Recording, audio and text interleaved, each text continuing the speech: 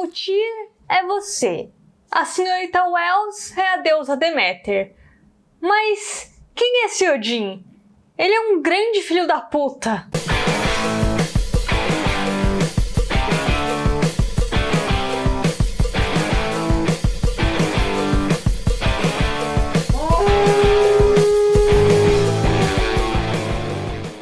Voltamos, minha gente, com as análises dos episódios de American Gods.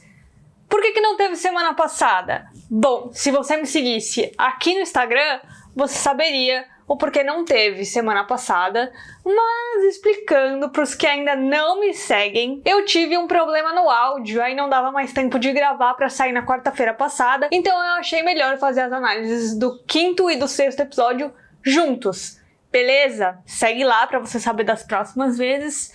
O que eu vou fazer aqui para tentar não me estender muito? Além daquele esquema de falar primeiro dos enredos que apareceram menos para os que aparecem mais, eu vou falar o que aconteceu no episódio anterior e o que foi respondido, tá?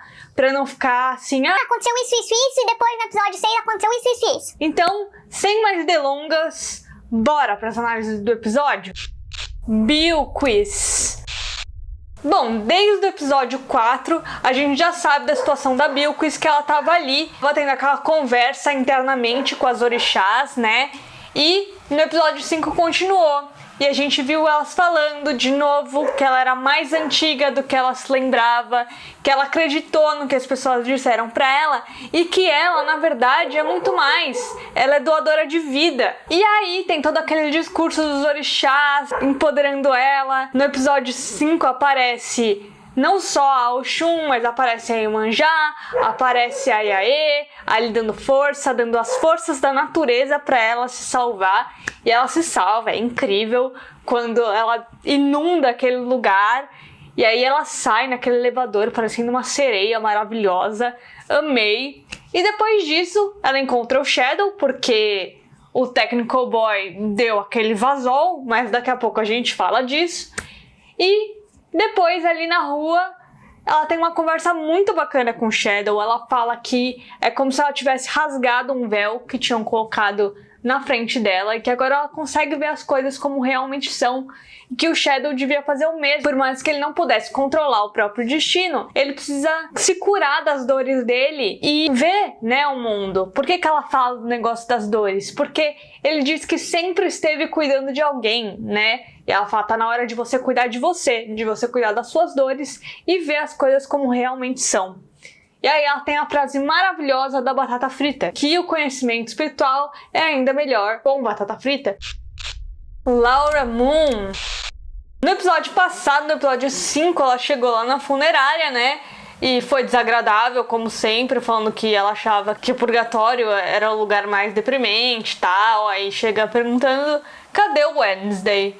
E aí, eles constatam que ela tá viva de verdade e explicam pra quem não tinha entendido aquela fusão da poção do Barão Sammed com o sangue amoroso do Mad Sweeney, certo? E aí depois ela tem uma conversa super legal com o Salim, que é a melhor parte desse rolê inteiro, tanto do episódio 5 quanto do 6. É a única coisa bacana que existe.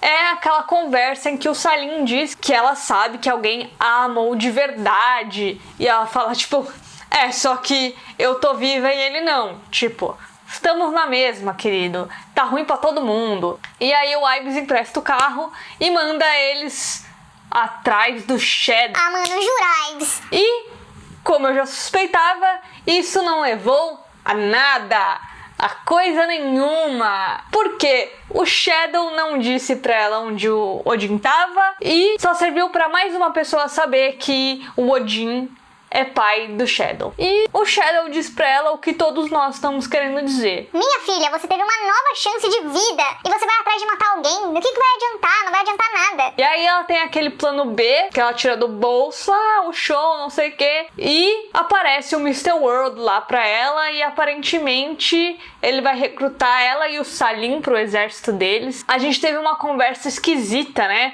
Do Mr. World no telefone, falando dela, e depois ele aparece pra ela, mas a gente já chega lá, tá? Com os novos deuses. Mas, sinceramente, a cada episódio que passa, eu fico mais desgostosa desse enredo.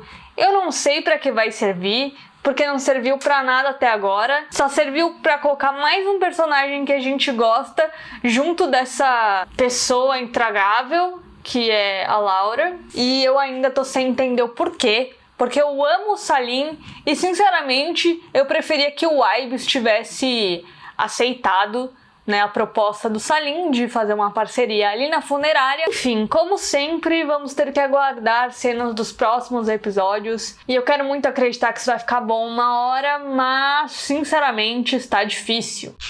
Novos deuses.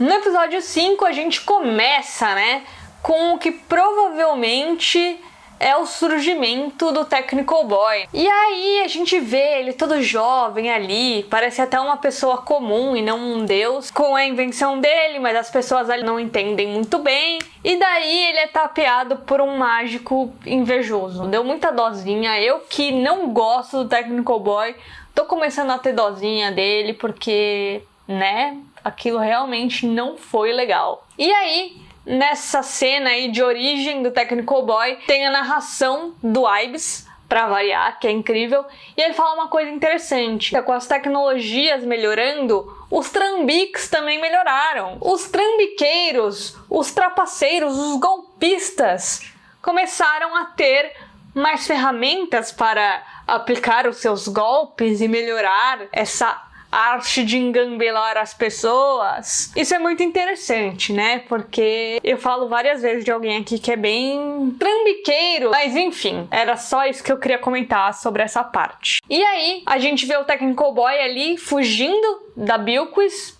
Talvez ele tenha percebido que a Bilquis não podia desfazer aquilo, sei lá, ou ele ficou com muito medo dela, não deu pra entender direito. E aí ele vai pra esse galpão ali, cheio de elevadores, esteiras e tudo mais. E ele entra no baú da primeira invenção dele. Ao que parece, nesse episódio 6, a gente viu que não deu certo aquilo, então ele tenta fazer um diagnóstico num computador bem antigo e o computador pede para ele falar melhor das emoções dele e ele não consegue, ele não sabe descrever o que está acontecendo com ele. E aí o computador fala de um tal de um artefato 1 e ele não faz ideia do que é aquilo. Na parte do Mr. World, a gente percebe que ele tá atrás do Technical Boy, obviamente por interesses pessoais, né, a gente vê no final, mas as bots ali dele estão tentando dar uma engambelada falando que a Shard, que é essa igreja da mente que eles estão fazendo, tá dando certo e tudo mais. Mas ele ainda tá atrás do Technical Boy e quando elas estão prestes a morrer, o Technical Boy aparece. E o Mr. World fala, poxa, quando a gente precisa mais de você, você some pra uma jornada de autoconhecimento. E aí ele enfrenta o Mr. World, fala, vai pastar, meu filho, não tô nem aí pra você. Só que ele acaba tendo que falar dos problemas que ele tá tendo e pergunta o que diabos é o artefato 1. E aí o Mr. World vem com aquela conversinha dele de que você é meu favorito, nós vamos te ajudar e tal, te amo. E aí, na cena seguinte, ele desce um elevador pro subsolo, pro centro da Terra. E aí, ele tem essa conversa esquisita. Pra quem leu o livro, vocês provavelmente sabem com quem é essa conversa. Até porque ele cita a Laura. Vou dar uma diquinha aqui. Quem nessa história inteira se preocupa com a existência de Laura Moon? Pensa aí. Quem é a única pessoa que desde o começo dessa bagaça se preocupa com a existência dessa mulher? Então, Mr. World vai atrás da Laura Moon, mas ele tá mexendo num negócio que parece ser o tal do artefato 1. Ele diz que o Technical Boy tá sob controle ali dentro da empresa e que ele não faz ideia do que é o artefato 1. E eu tenho um palpite sobre o que é o artefato 1. No final do livro, o Mr. World pede o tal do Mr. Town, que é o capanga dele, né, o principal capanga do Mr. World, ir atrás de uma tal árvore e ele pega esse galho aí, é muito importante e tudo mais. Eu acho que essa pedra aí substitui a importância desse galho, dessa certa árvore, nessa certa circunstância. Como as coisas são um pouco diferentes aqui na série, eu não sei muito bem se vai ser pro mesmo propósito e tal, até porque envolve o Technical Boy, que no livro não envolve o Technical Boy precisar disso, enfim. E de novo, né? Ele mudou de forma mais uma vez, eu já tinha falado que ele ia assumir essa forma e fiquem de olho, junta aí com quem se preocupa com a existência da Laura e um certo alguém que tem habilidades de trocar de peles, digamos assim. Então, vocês já podem aí ir montando quebra-cabeça se vocês quiserem. Mais uma coisa aqui que eu achei muito legal é o Tech Cowboy perceber que ele estava sendo vigiado, que foi papinho furado do Mr. World e sair ali da empresa. Gostei muito disso, porque ele poderia ter acreditado no que o World disse pra ele, mas provavelmente o que tá afetando ele diz pra ele que algo de errado não está certo, assim, sabe? Antigos deuses.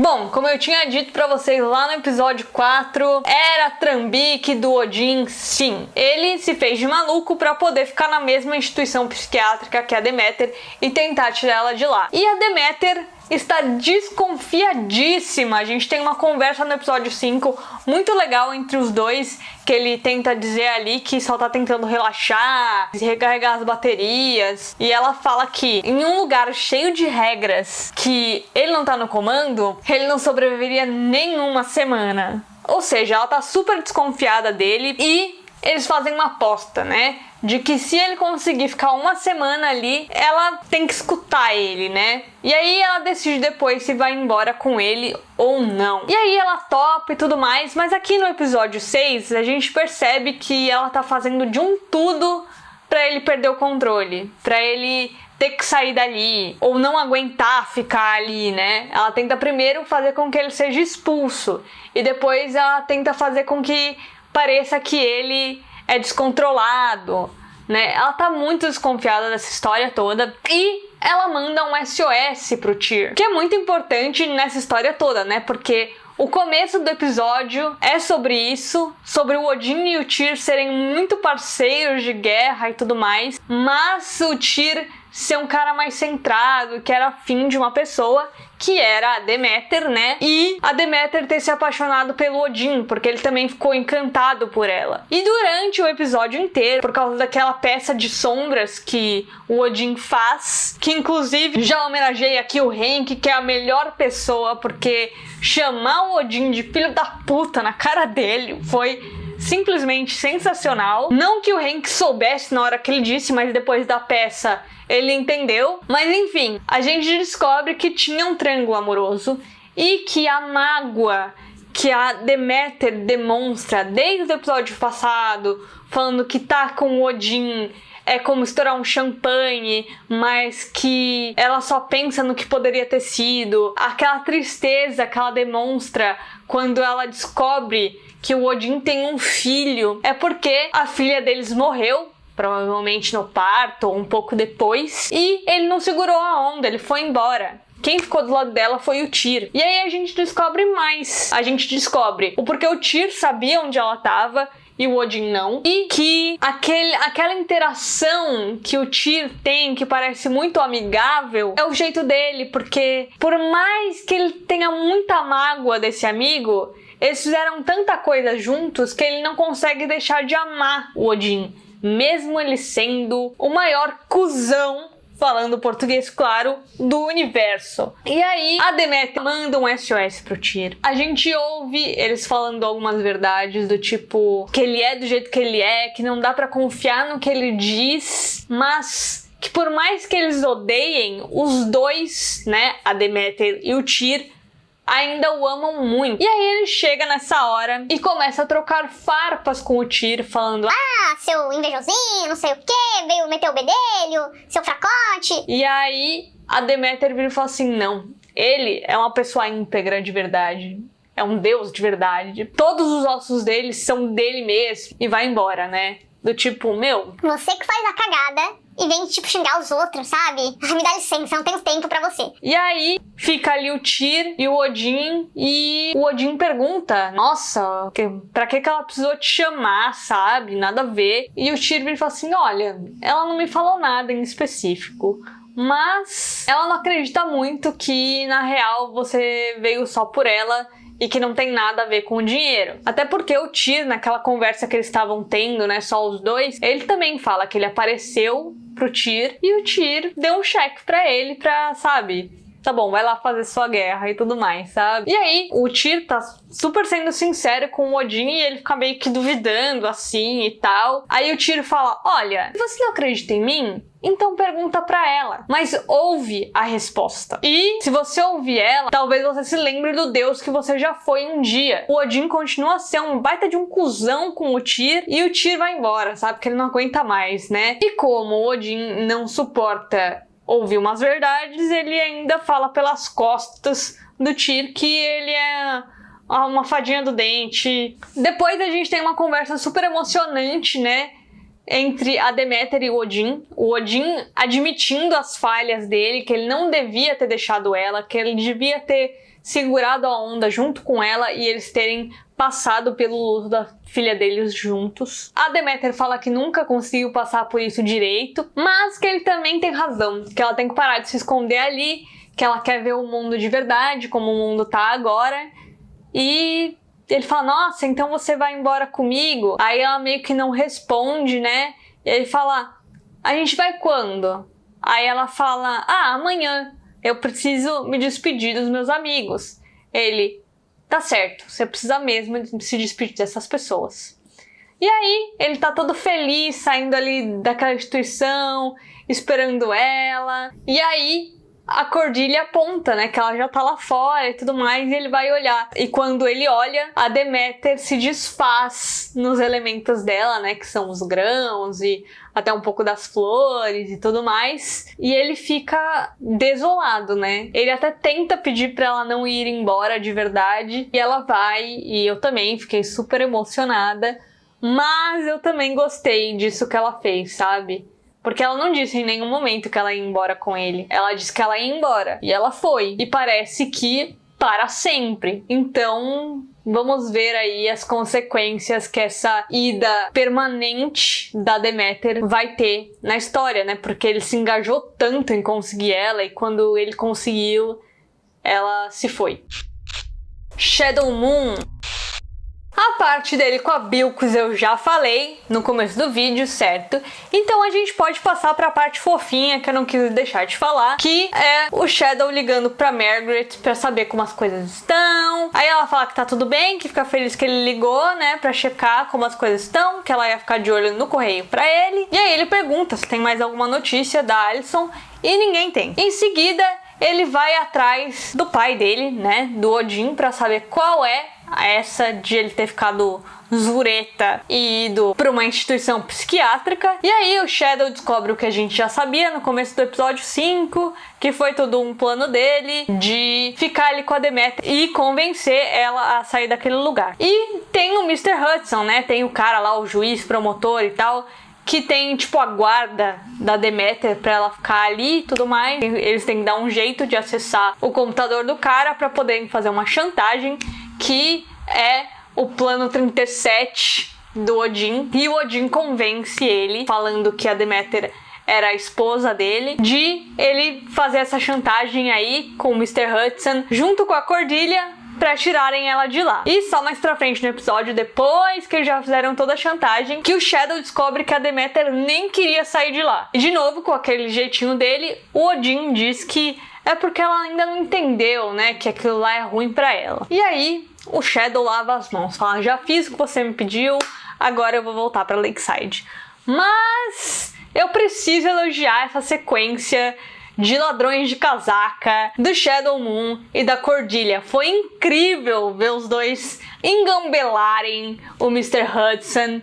Eu acho que ele merecia sim, porque se ele desvia dinheiro, coisa boa ele não faz. Provavelmente ele também coloca um monte de gente, né, um monte de senhorzinhos e senhorazinhas dentro daquela instituição sem precisar, né, pra conseguir um dinheiro, sei lá, enfim.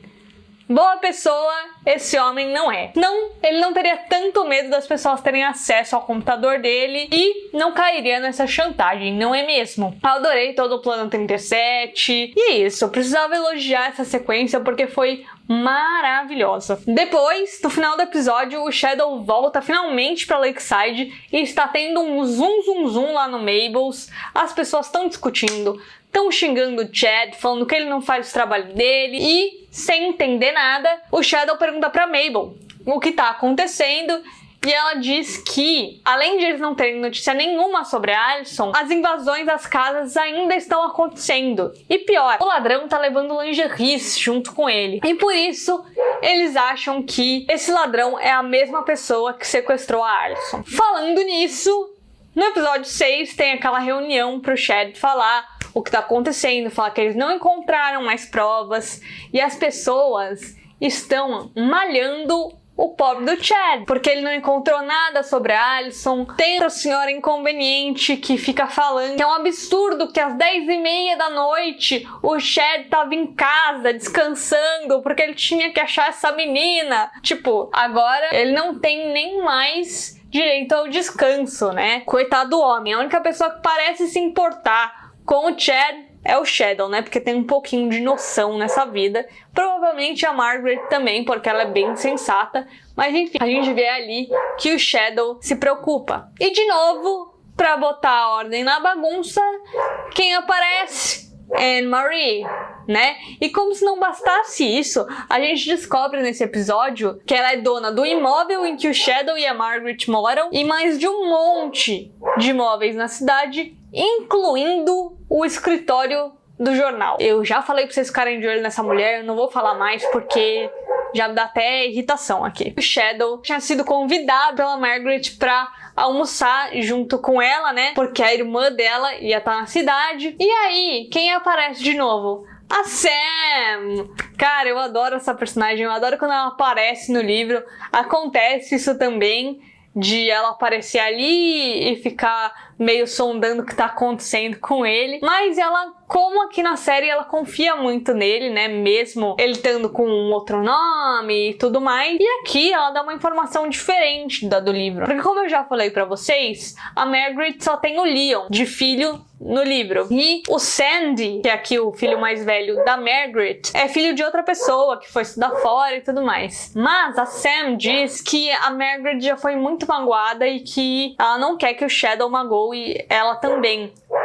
E aí o Shadow acha que a Sam tá falando do ex da Margaret. E ela diz que não, que a maior decepção dela foi com o Sandy, que foi embora, mas não fala com mais ninguém. Aí o Shadow diz, ué, mas a Margaret disse que ele estava estudando na Flórida. E aí a Sam conta a verdade. Ela fala que ninguém sabe. Como eles têm idades próximas, a Sam e o Sandy, eles eram como irmãos gêmeos, assim, viviam grudados. Mas aí depois que ele foi embora, ela tentou mandar mensagem, ligar e ele nunca atendeu. Então ninguém sabe se ele realmente tá na Flórida. E isso é uma informação importante para os acontecimentos de Lakeside. Guarda essa informação aí, tá bom? E aí, de novo, aparecem aqueles vagalumes, né? Que levam o Shadow a ver um garoto saindo de uma casa vizinha. E ele vai atrás e diz que é um tal de Derek.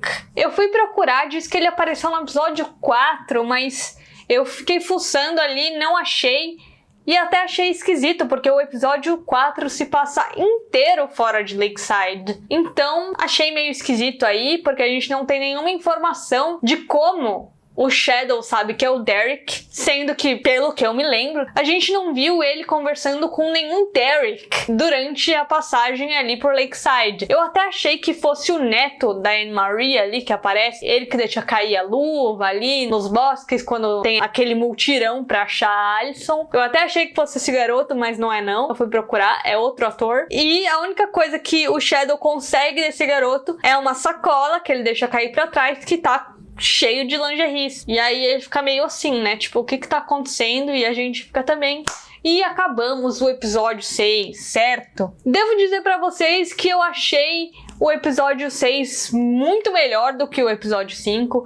Estava com mais cara de meio de temporada do que o episódio 5, porque aconteceram mais coisas reveladoras do que o episódio 5. Apesar também dessa coisa do Technical Boy ter ido atrás da primeira invenção dele, ter me deixado com uma pulga atrás da orelha, meio o que tá acontecendo. Eu achei o episódio 6 muito mais instigante, com muito mais perguntas, assim, com muito mais reviravoltas que o episódio 5, né? Mas não é uma regra o episódio de meio de temporada mesmo, né? Cravado, seu com mais revelações e tudo mais. É só o que a gente meio que espera, mas não é uma regra, óbvio. E é isso, esses foram os episódios 5 e 6. Muita coisa foi resolvida, né, do episódio 5 no episódio 6. Então é isso, gente. Não se esqueçam de se inscrever no canal caso vocês tenham chego por esse vídeo, ou se vocês ainda não forem inscritos, deixa o seu joinha pro YouTube recomendar para mais pessoas. Comenta aqui o que você achou dos episódios, o que você tá achando da temporada, se tá empolgado, não tá, tá perdido, ou tá que nem o Salim, perdendo a fé nessa série. E compartilhem com seus amigos que gostam de American Gods, para eles terem mais um lugar, mais uma pessoa para saber a opinião e fofocar aqui nos comentários sobre, beleza? Então, eu acho que eu te vejo no próximo episódio. Um beijo e até!